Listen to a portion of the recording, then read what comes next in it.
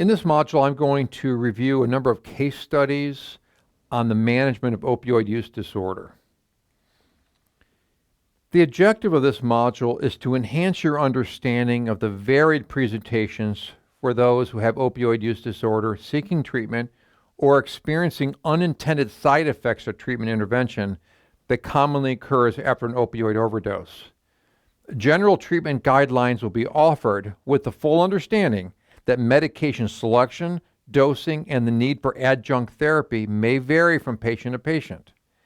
Equally important is the understanding that successful treatment of opioid use disorder or any substance use disorder requires ongoing therapy with trained community providers.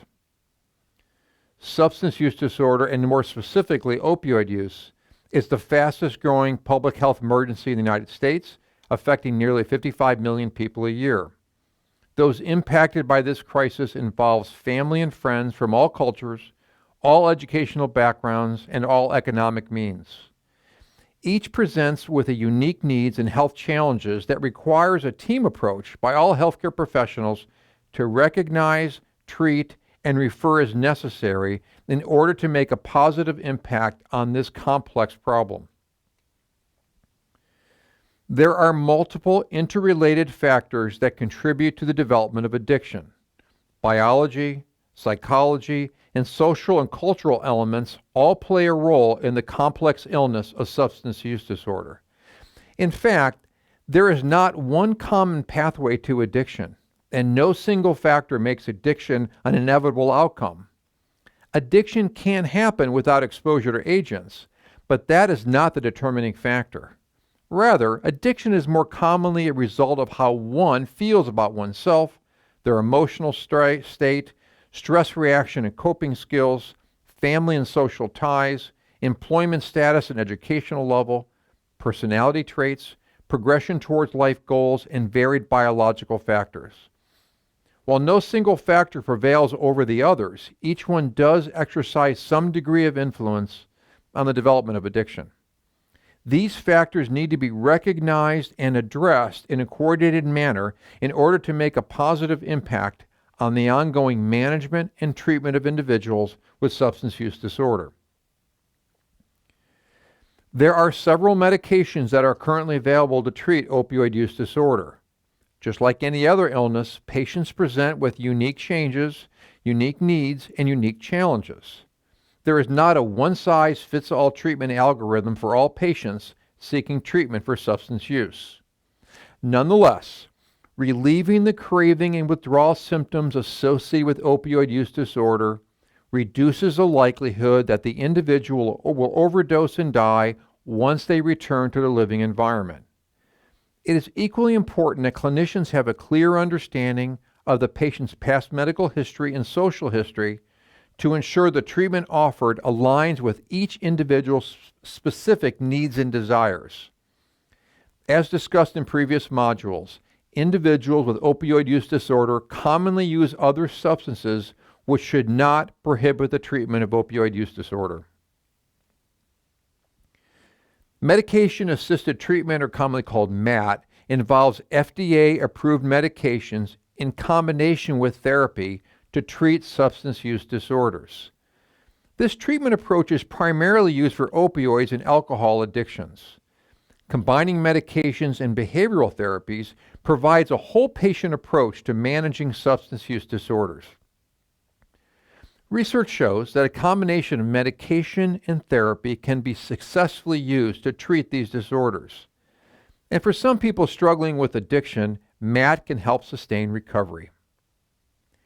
In general, medications used to treat opioid use disorder work to stabilize the altered neurochemistry and habit loops that form from ongoing drug use. These medications include full and partial opioid agonists such as methadone and buprenorphine, as well as full mu receptor antagonists such as naltrexone that works to reduce drug cravings. These medications allow people to taper from the full effect of opioids of their addiction and help them lessen their dependency. As this graph demonstrates, Research shows that the broadened use of MAT therapy over the past 20 to 30 years reduced the incidence of heroin overdose deaths. This data focuses specifically on individuals who are taking either methadone or buprenorphine and then looked at the overdose death rate in this very specific population. These results are encouraging, but admittedly predate the rise of fentanyl and other synthetic opioids, as well as the prevalence of polysubstance use. But in summary, MAT is a viable treatment option for opioid addiction because it reduces drug use, keeps people engaged in treatment, and reduces negative consequences associated with addiction, such as death, crime, and harm to babies exposed to drugs prenatally. Similarly, recent studies have shown nearly identical benefits to MAT therapy. The use of medication-assisted therapy or treatment in the treatment of opioid use disorder demonstrates a marked reduction in crude mortality rates as compared to those treated through abstinence or placebo. In the study published in the Annals of Internal Medicine in 2018 looked at 17,568 patients on MAT therapy. The findings demonstrated a 40 to 60% mortality reduction. In addition, recovery program retention rates were significantly higher in those on MAT therapy. In my experience, no two patients with opioid use disorder are the same. There are so many nuances to consider, such as comorbidity, polysubstance use, that need to be considered when you put together a treatment plan. If you are uncomfortable or unsure, seek specialty assistance before beginning treatment. Such assistance can be found through your hospital's addiction services, pharmacy, poison control, and the National Clinician Consultation Center.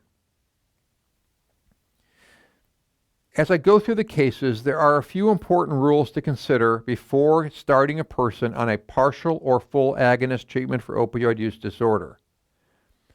To avoid precipitating opioid withdrawal, do not start treatment until an individual is truly in withdrawal. This is done by either using a combination of subjective symptoms and at least one objective sign to diagnose opioid withdrawal. You can also calculate their COWS score, which is the Clinical Opioid Withdrawal Scale, and if it's higher than 12, then MAT is likely safe. Subjective symptoms include nausea, stomach cramps, body aches, restlessness, hot and cold feelings, and stuffy nose. Objective signs include restlessness, sweating, rhinorrhea, dilated pupils, watery eyes, tachycardia, yawning, goosebumps, vomiting, diarrhea, or tremors. It is helpful in your early stage of treating individuals with opioid use disorder to combine signs, symptoms, and the COWS score before deciding if a patient is appropriate to begin MAT treatment. Research shows that individuals with opioid use disorder have a higher rate of relapse if they are not given long-term opioid maintenance therapy. Abstinence only without the administration of medication for opioid addiction leads to a failure rate of greater than 80%. Simply detoxifying a patient from opioids may help alleviate some of the physical symptoms of withdrawal, but does nothing to address the craving and psychological symptoms. MAT has emerged as the preferred treatment approach because of the numerous benefits associated with the combination of medication and counseling. According to experts, MAT is associated with a reduction in deaths from opioid addiction, better retention and treatment, decreases criminal activity and illegal drug use among individuals living with addiction, better employment outcomes among those in treatment, and improved outcomes for pregnant patients with an opioid addiction. Through these case studies, I'm going to primarily be talking about buprenorphine and not methadone. Buprenorphine is something that most of us can be using in our practice or in the emergency department. So case one, patient comes in, requests treatment for opioid use disorder. They're currently using, but they're not in withdrawal. Do not start MAT therapy because doing so may likely result in precipitating opioid withdrawal. Thank them for taking the first step, refer them to outpatient treatment program, encourage the readily availability of naloxone when using any substance because you never know if it's laced with fentanyl. So everyone should walk out of the door with either a prescription for Narcan or naloxone or giving them a supply before they go home. Case 2. Uncomplicated opioid withdrawal is an individual who is clearly in withdrawal but is not altered mentally, does not appear to be suffering from an acute medical or surgical emergency, and is able to provide informed consent to begin buprenorphine treatment. In the appropriate patient, the typical dose of buprenorphine is typically 8 to 16 milligrams given sublingually, administered as either a single dose or in a divided dose over 1 to 2 hours. In general, this dose will usually ease their symptoms in about 20 to 30 minutes and reduces their strong desire to leave in order to use an opioid to ease their cravings. In some cases, an additional 8 to 16 milligrams may be required in 1 to 2 hours. When starting buprenorphine for uncomplicated opioid withdrawal, consider also starting supportive medications to treat their nausea, cramping and abdominal pain, and all of their muscle pain. Doing this during the induction process makes that process more appealing and more tolerable for the patient. Once stabilized, the patient will need to be released with at least a 2 to 4 day prescription for buprenorphine along with naloxone to cover them while they're awaiting follow-up. Case 3, complicated opioid withdrawal. Complicated opioid withdrawal is an individual who is not objectively in withdrawal but is desiring the initiation of MAT therapy now. Doing so in a patient not clearly in withdrawal increases the likelihood of precipitating withdrawal. Precipitated withdrawal is a sudden onset of withdrawal symptoms such as fever, cramping and sweating, overwhelming sense of anxiety, brought on by medication-assisted treatment to manage one's opioid dependency. Suspect the potential complicated opioid withdrawal in any individual who may be in withdrawal but appears mentally altered or intoxicated. Complicated individuals also include those in acute or severe pain, those presenting with urgent or emergent medical or surgical emergencies that will likely require hospital admission. Concerns for sepsis, organ failure, multi-substance use, or recent methadone ingestion are clear contraindications to starting MAT therapy. Patients who are medically unstable or concerns exist about the coexistence of opioid withdrawal and an acute illness should be considered for treatment with intravenous fentanyl or hydromorphone until they have been stabilized.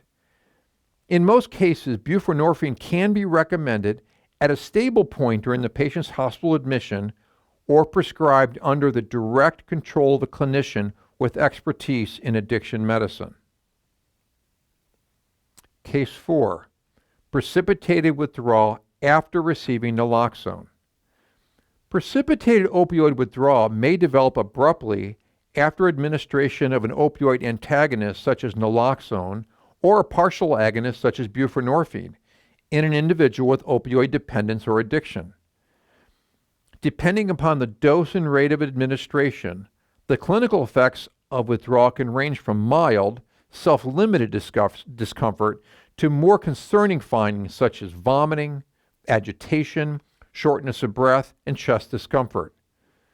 Large doses of naloxone given too quickly at too high of a dose can result in autonomic instability due to a massive catecholamine release, resulting in cardiovascular complications such as pulmonary edema.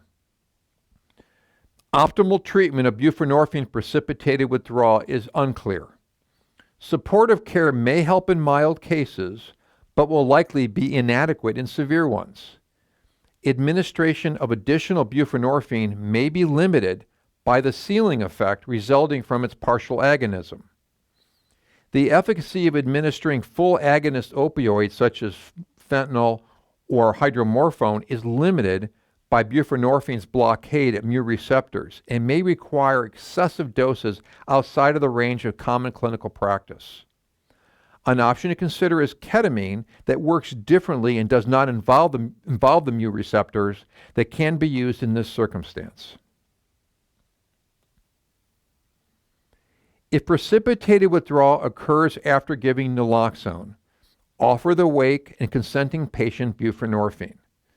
The typical dose is 8 to 16 milligrams given sublingually, administered as either a single dose or in divided doses over 1 to 2 hours. This amount will usually ease their symptoms in about 20 to 30 minutes. Instituting treatment with buprenorphine will likely reduce the risk of unintentional overdose if the patient uses an opioid after leaving your care. Supportive medications may be needed initially to ease the patient's withdrawal symptoms and include aldosterone, ibuprofen, acetaminophen, loperamide, and even clonidine. Starting with a higher dose, closer to 16 milligrams of buprenorphine, may eliminate the need for supportive therapy. In some cases, an additional 8 to 16 milligrams of buprenorphine may be required in 1 to 2 hours. The patient will also need to be released with a 2 to 4 day prescription for buprenorphine along with naloxone. Case 5, precipitated withdrawal and agitation. After sustained exposure to opioids, mu receptors adapt to the presence of the opioid agonists, which tonically suppresses neuronal excitability. When the mu receptors are suddenly unbound from the presence of naloxone, neuronal disinhibition and hyperexcitability result in the clinical findings of opioid withdrawal.